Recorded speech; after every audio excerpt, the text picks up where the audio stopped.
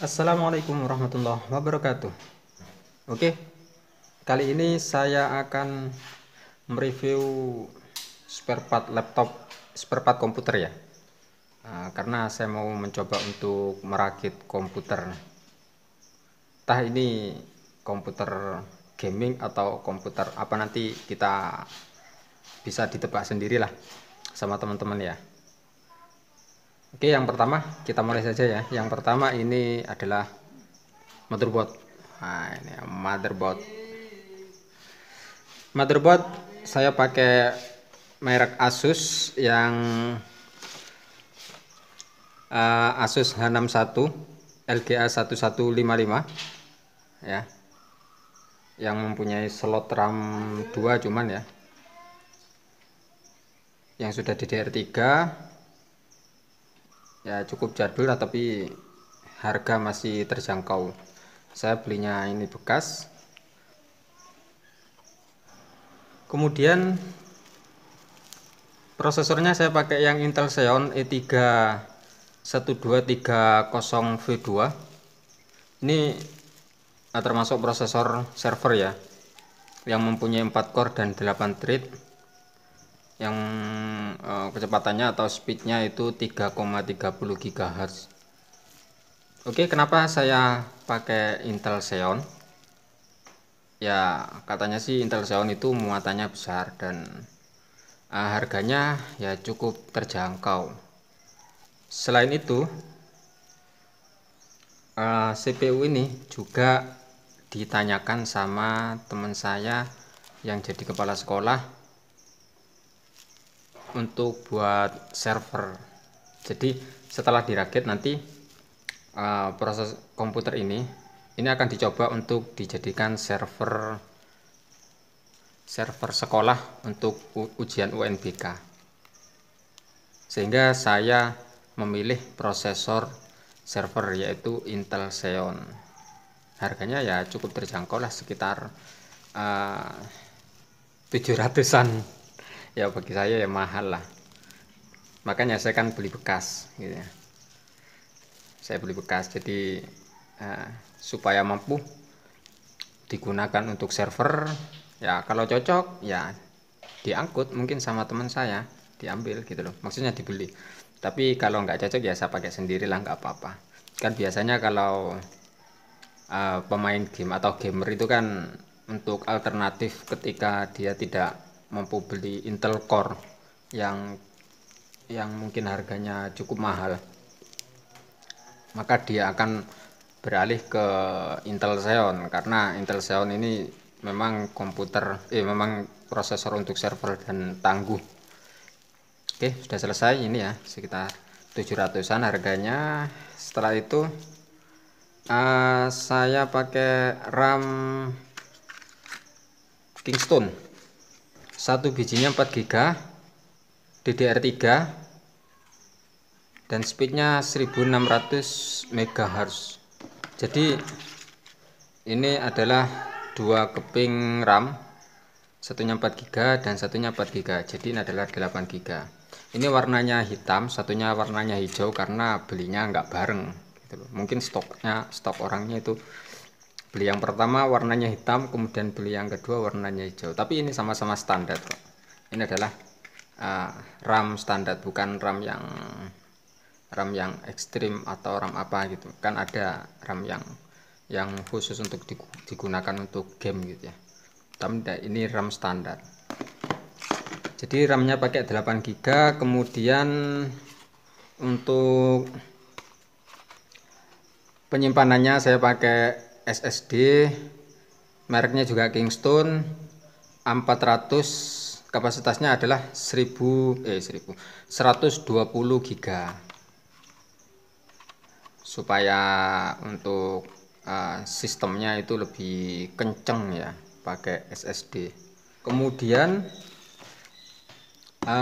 fan heatsinknya atau kipas pendingin prosesornya saya juga beli baru. Ini saya pakai dari merek Alseye AM90. Alseye AM90 dia mempunyai 4 pipa yang cukup dingin lah, karena memang mungkin ada yang 2 pipa, ada yang 3 pipa, tapi saya milih 4 pipa karena supaya pendinginannya itu lebih bagus gitu ya. Kemudian di fan heatsink ini untuk kipasnya ini sudah sudah RGB ya, kelihatan di gambarnya ini kan warna-warni, cuman ini memang istilahnya RGB-nya itu auto, jadi nggak ada remote controlnya, nggak ada. Untuk spesifikasinya ini jelas kalau pipanya ada 4 ya. Kemudian kecepatan, ini ya, yang saya suka lagi dari ini adalah selain dari pipanya 4, kemudian kecepatan atau speed fan speednya ini 2300 rpm, jadi lumayan kenceng. Nggak tahu berisik apa enggak suaranya, tapi untuk kipasnya ini adalah 2300 rpm, jadi lumayan kenceng untuk mendinginkan aluminium untuk pendinginnya prosesor ini ya. Untuk harganya ini enggak begitu mahal karena memang enggak untuk tadi kemarin sudah saya buka ya. Kita buka saja untuk fisiknya seperti apa ya. Nah, seperti ini barangnya. Jadi ini cukup murah, sudah dapat 4 pipa, barangnya baru, kipasnya RGB ya walaupun auto. Kenapa kok ini murah? Mungkin karena memang ini kemasannya ini enggak neko-neko ya, dia tetap mengandalkan esensinya, tapi untuk performa atau kemasannya ini enggak begitu dikurangi dari kemasannya lah. Biasanya kan kalau agak mahal kan di sini ada kayak lampu-lampunya itu ya, juga RGB-nya juga ada ini. Kemudian ada juga yang bisa dikontrol gitu ya, RGB-nya. Jadi itu yang mungkin agak mahal. Tapi saya nggak begitu mementingkan itu. Yang penting kemampuan untuk mendinginkan itu bagus. Gitu. Walaupun harganya murah, tapi kemampuan untuk mendinginkannya bagus, itu cukup buat saya. Nah, ini 4 pipa, dan 4 pipanya ini presisi ya, langsung dari tembaga, aluminium tembaga. Ini aluminium lagi, sela-selanya di sela-selanya tembaga ini ada aluminiumnya sedikit-sedikit, tapi tembaganya tetap langsung nyentuh ke prosesornya, dan itu yang membuat pendinginnya ini mungkin menurut saya bagus gitu loh. Menurut saya bagus, jadi tembaganya langsung nyentuh ke prosesornya, pendinginnya itu langsung gitu loh. Selain juga aluminiumnya di sininya juga.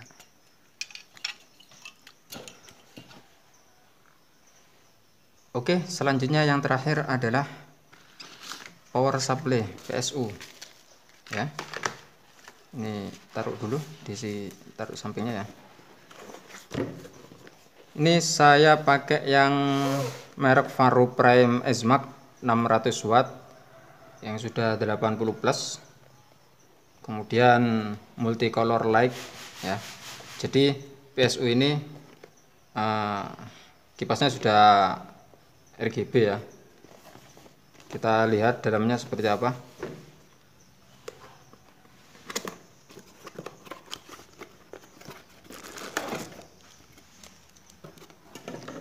Ini untuk PSU nya saya beli baru ya.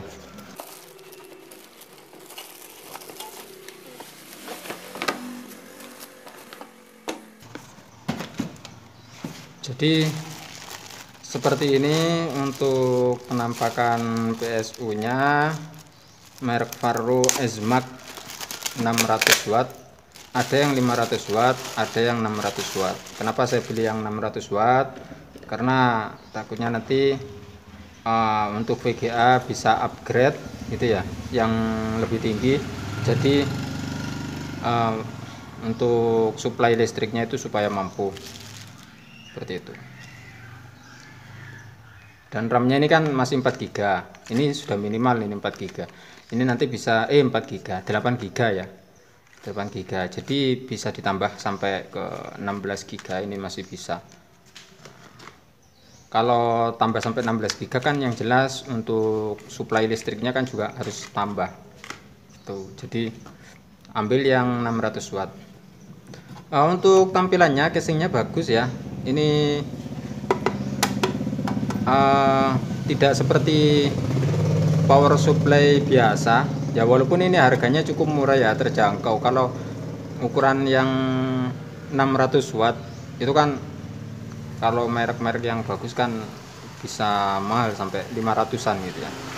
Ini sekitar 300-an, ini harganya 300-an, kemudian sudah 80 plus dan 600 watt. Untuk kipasnya, pendinginnya ini sudah multicolor ya, jadi RGB juga. Kemudian kemasannya ini bagus, di sini di samping-sampingnya ini halus ya, bulat ya, bulat. Jadi dipegang kayak gini ini enak gitu loh, nggak nyocok ininya. Kemudian ya ininya ada lubang-lubangnya, kemudian ini ada lubang-lubangnya juga untuk kipasnya ya. Ini ada skakelnya ya, switch on off nya, skakelnya.